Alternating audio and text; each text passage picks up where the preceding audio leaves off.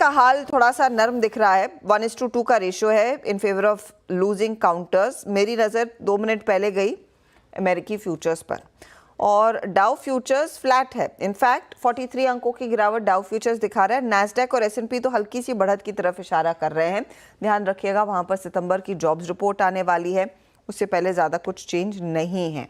तो भारतीय बाजारों में अकेले दम पर इतनी गिरावट क्यों आई? क्योंकि एशिया में भी वैसे एक बुरा सेशन नहीं था। हांगकांग और निक्केई के मार्केट्स तेजी में थे। इनफैक्ट आज तो यूरोप भी तेजी दिखा रहा है। हमारे साथ जुड़ गए हैं प्रकाश दीवान। प्रकाश, ये अकेले अकेले इतनी धुलाई क्यों हो रही है हमारी? देखिए, एफआईएस का जब पैसा आया था अर्चिता, तब हम लोग बिना कोई फंडामेंटल्स के सपोर्ट के भी ऊपर जा रहे थे। लिक्विडिटी का भाव था। अब एफआईएस का पैसा जा रहा है तो थोड़ा सा असर पड़ेगा। और होता ये कि जब जब एफआईएस का पैसा जा रहा है और मार्केट में कुछ चीजें हल्की हो रही है, तो वो हेवी वेट्स में फोकस ज्यादा था उनका। तो रिलायंस हो गया, एचडीएफसी हो गया, बजाज फाइनेंस हो गया, इस टाइप की कंपनीज में ज्यादा एलोकेशन होने की वजह से इनमें मार्क ज्यादा पड़ रहा है। और ये इंडेक्स के बड़े कॉन्स्टिट्यूएंट्स हैं, तो आपको उस हिसाब से एडवांस डिक्लाइन रेशियो अगर आप देखें तो कोई इतना खराब है नहीं। मतलब कई 800-900 शेयर आपके ऊपर है और 1600-1700 नीचे है, तो ये तो अक्सर होते रहता है। तो हमने ऐसा ये 8:16 वाला जो फॉर्मूला है, ये तो बहुत बार हुआ है मार्केट में, कोई पहली बार तो हुआ नहीं है। लेकिन एफआई के पैसे बहुत जल्दी निकलने की जिस रफ्तार से निकल रहे हैं, और सामने डीआई इसको पता है कि ये निकलने ही वाले हैं, तो आज निकल ले लेंगे। बाइंग की जल्दबाजी ना करके इन्वेस्टर भी स्मार्ट हो गए और होने भी चाहिए। तो मुझे नहीं लगता कि कोई इतना कोई खास घबराहट वाला माहौल है। अच्छा, थोड़ा सा मार्केट को करेक्ट होने की जरूरत थी, जगह थी, मौका मिल गया, बहाना मिल गया। बहाना जरूर मिल गया है, लेकिन कहां पर आपको लग रहा है थोड़ी सी करेक्शन डीप हो सकती है? मैं इंडेक्स के लिहाज से नहीं पूछ रही हूँ प्रकाश, मैं स्टॉक स्पेसिफिकली पूछ रही हूँ। कहां पर आपको लग रहा था कि लोगों को या फिर इवन हमारे डोमेस्टिक इंस्टीट्यूशंस को बस बहाना चाहिए प्रॉफिट बुक करने का, क्योंकि जब तक ये पुश नहीं आता वो नहीं करते हैं? नहीं नहीं, वो तो रहता ही ऐसा। देखिए, as long as money flow intact रहता है और अर्निंग्स ठीक आते हैं, तो एक्चुअली हम एक चीज को याद रखें कि हफ्ते बाद हम लोग, आज कुछ दिनों बाद हम लोग एक्चुअली अर्निंग्स पे फोकस शुरू कर देंगे करना। और जैसे ही अर्निंग्स का खुलासा होने लगेगा तो आपको ख्याल आने लगेगा कि एफआई सॉरी बीएफएसआई में इम्प्रूवमेंट है कि कैप गुड्स में है कि केमिकल्स में है। तो जो जिस भी सेक्टर में आपको अर्निंग्स का इंप्रूवमेंट दिखता है और डिसअपॉइंटमेंट नहीं आता, मुझे लगता है वहां पे आपको बाइंग आएगी। लेकिन माहौल इस टाइम का ऐसे था कि क्वार्टरली अर्निंग्स जो सितंबर की आ रही है उसमें डिसअपॉइंटमेंट शायद ज्यादा हो और एनकरेजमेंट कम हो। सो उस लिहाज से मार्केट में करेक्शन की फंडामेंटल कारण की वजह से थोड़ी सी जगह हो जाएगी।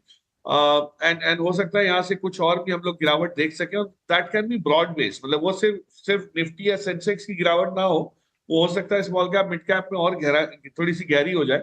ऑलरेडी 25-30% तो गिर चुके हैं, लेकिन और भी 15-20% की गुंजाइश बन जाएगी।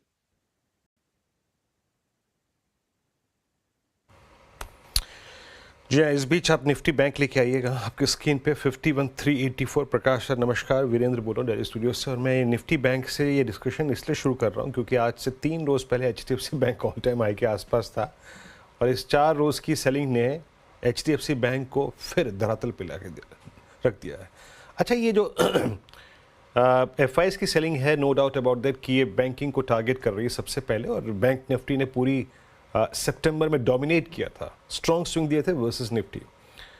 अगर ये स्पेस थोड़ा सा और खाली होता है, आपकी शॉपिंग लिस्ट में, आपकी बाइंग लिस्ट में सबसे पहले प्रेफर्ड बैंक्स कौन से होंगे? और एक और चीज़, HDFC बैंक का क्वार्टरली अपडेट आपको लगा कैसा? तो मेरे जवाब में आपके दोनों सवाल कवर हो जाएंगे।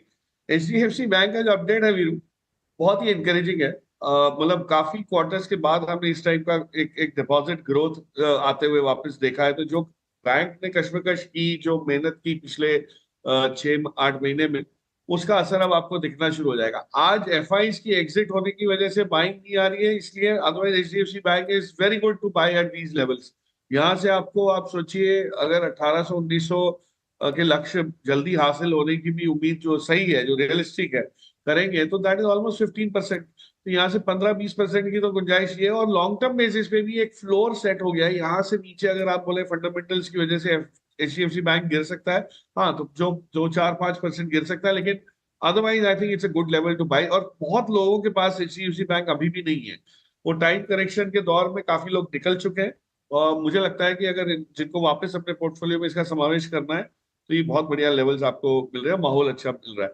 On the other packing order, अगर बैंक्स में आप बात करें, गिरावट सब में आनी है। एनबीएफसीज में अगर आपका एक्सपोजर नहीं है तो आप डेफिनेटली ये लेवल पे बजाज फाइनेंस को भी ऐड कर सकते हैं। नो, मैं बजाज फाइनेंस का बहुत बड़ा वो नहीं हूँ, मतलब एडवोकेट नहीं करता कि बजाज फाइनेंस ले, क्योंकि वैल्यूएशन बहुत मेरे को बहुत हाई लगते थे हमेशा, लेकिन अभी वैल्यूएशन में टाइम करेक्शन की वजह से एक ये गिरावट में जो जो हाल हुआ है, अर्निंग्स कैचअप है, ठीक है, AUM ग्रोथ थोड़ा बहुत आगे पीछे होते रहेगा quarter on quarter, but earnings catch up आएगा और वैल्यूएशन आपके स्ट्रेच नहीं होंगे, तो एक बहुत बढ़िया एक वो भी आप जो होता है। But HDFC bank with this kind of deposit growth, जो आप कब से मांग रहे थे कि भाई मिल नहीं रही, डिपॉजिट लोन बुक नहीं बढ़ रही और सब कुछ बढ़ने लगा, सो आई थिंक फेवरेबल है मार्केट, बट वो हिम्मत चाहिए होती है।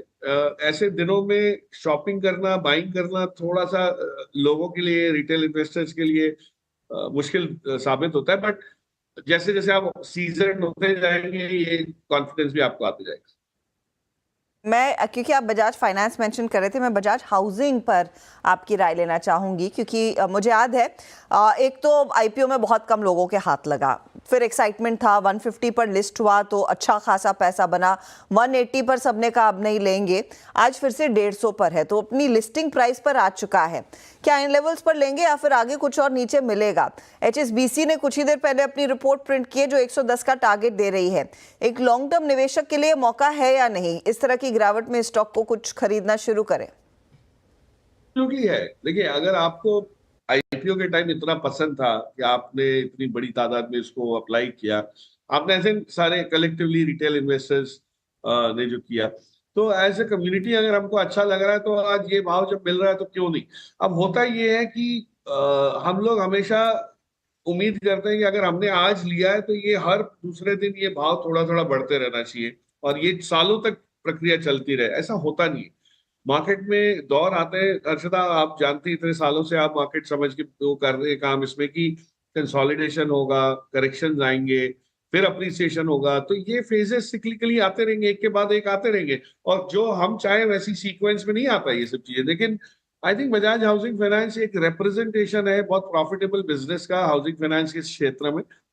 वैल्यूएशन के तौर पे बाकी से एक्सपेंसिव है क्योंकि क्वालिटी ऑफ नंबर्स अच्छे हैं।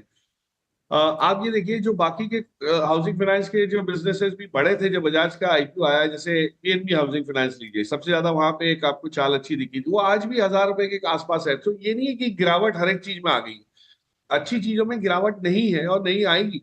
द पॉइंट इज कि बजाज हाउसिंग फाइनेंस अगर आप 5 साल 7 साल की व्यू से ले रहे हैं तो आप बिल्कुल ले सकते हैं, लेकिन आप सोचें कि ये फट से वापस मेरे को हफ्ते 10 दिन में पैसा बना के देके जाएगा, वो मेरे मतलब मैं नहीं वो उस टाइप के फ्यूचर में झांक पाता। लेकिन फंडामेंटली अच्छी चीज है, इसलिए पोर्टफोलियो में होनी चाहिए एलोकेशन वाइज। वो मैं जरूर सहमत हूँ इस बात से कि Bajaj housing finance is definitely something you can by at lower levels. पर खरीदा जा सकता है, आज 150 है, देखते हैं आगे ज़्यादा कंफर्ट कहाँ पर मिलता है निवेशकों को इसे खरीदने में।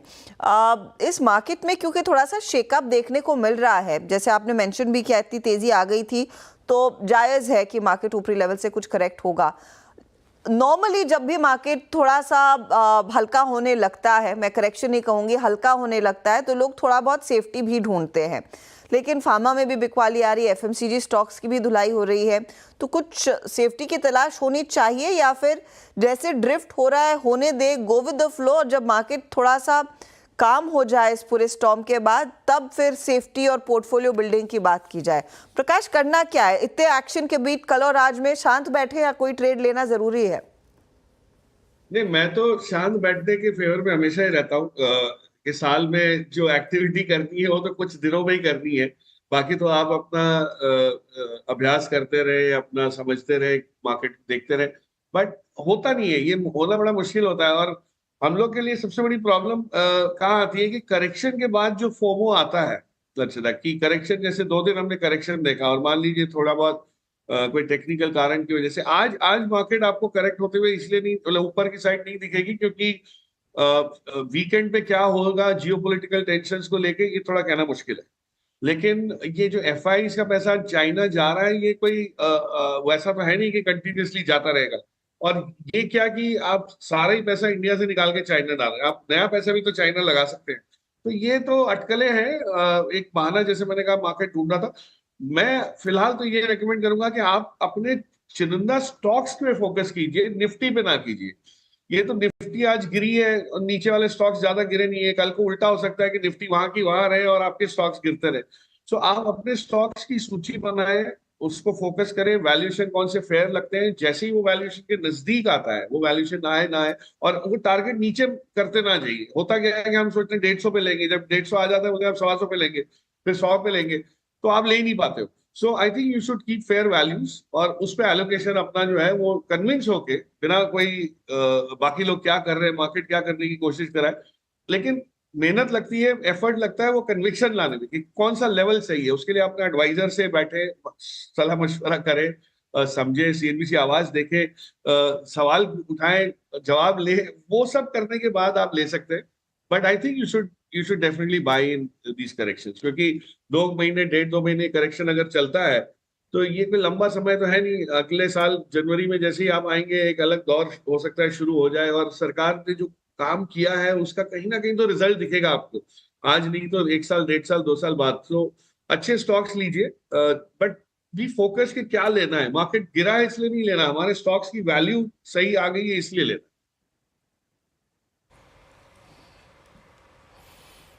अच्छा प्रकाश सर, ये EBFRL और ट्रेंट में हल्की सी सॉफ्टनेस आई है। EBFRL वहीं का वहीं है। आपकी शॉपिंग लिस्ट में अगर EBFRL या फिर ट्रेंट थोड़ा कूलिंग ऑफ के बाद, स्पेशली ट्रेंट 6500, 6000, 6800 की रेंज में मिले तो ग्रैब करना चाहिए क्या?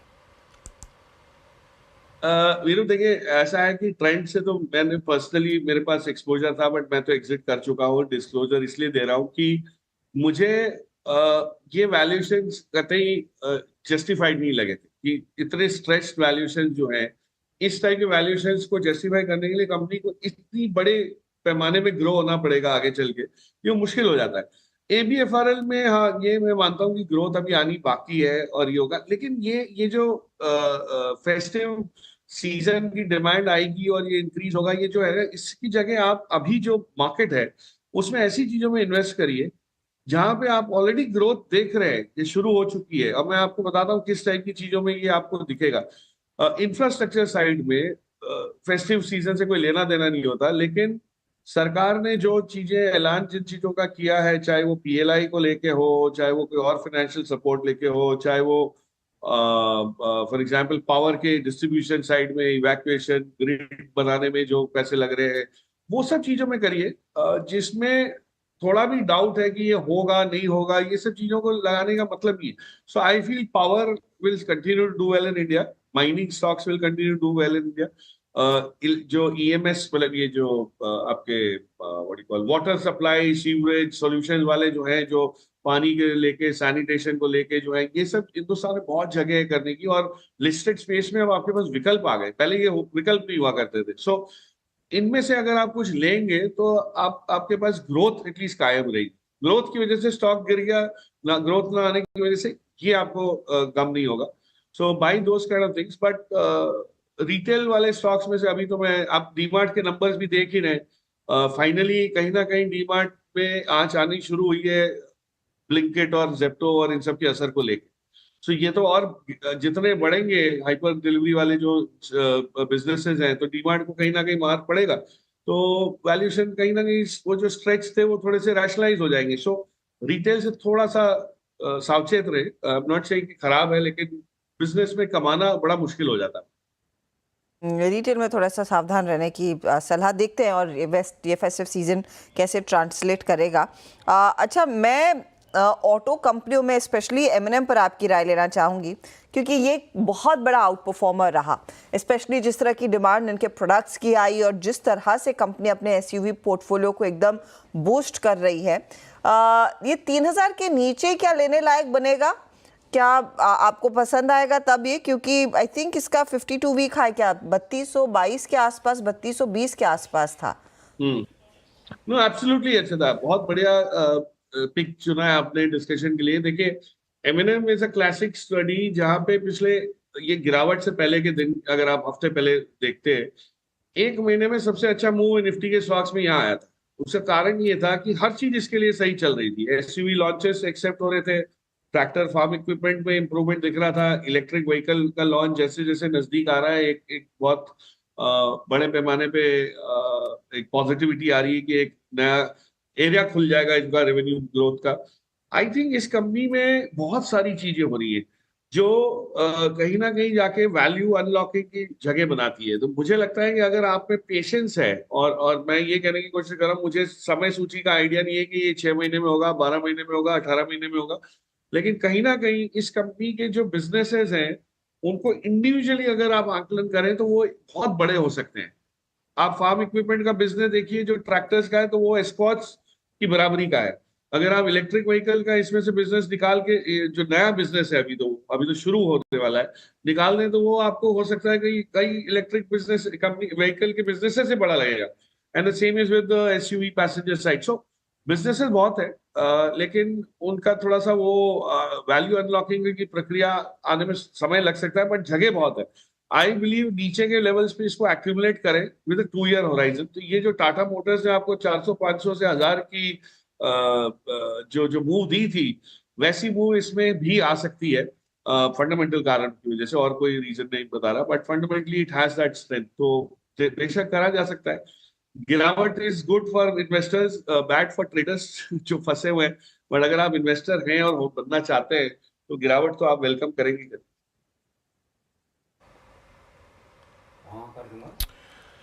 चलिए, बहुत बहुत शुक्रिया प्रकाश जी, आप इस कार्यक्रम में शामिल हुए और इस महत्वपूर्ण लेवल पे अपनी राय रखी आपने। लेवल्स पे